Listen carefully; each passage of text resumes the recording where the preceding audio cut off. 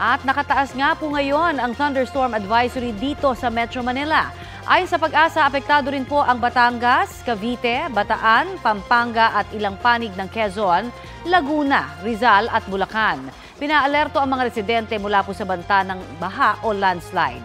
Tatagal ang thunderstorm advisory hanggang 12:37 ngayong tanghali. Sabi po ng Pag-asa, easterlies ang pangunahing weather system na nakakaapekto ngayon sa bansa, partikular sa eastern section ng Luzon at Visayas. Asahan pa rin po yung mga thunderstorms sa nalalabing bahagi ng bansa. Sa mga susunod na oras, may tsansa muli ng ulan sa halos buong bansa. Base po yan sa rainfall forecast ng Metro Weather. Posible ang heavy to intense rains kaya maging alerto sa banta ng baha o landslide.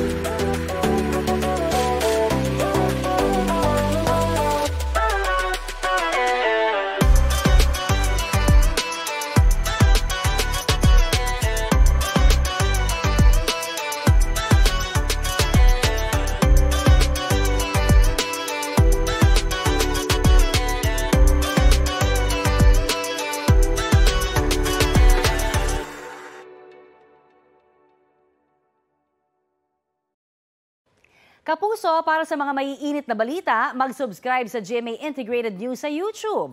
Sa mga kapuso naman abroad, subaybayan nyo kami sa GMA Pinoy TV at sa www.gmanews.tv.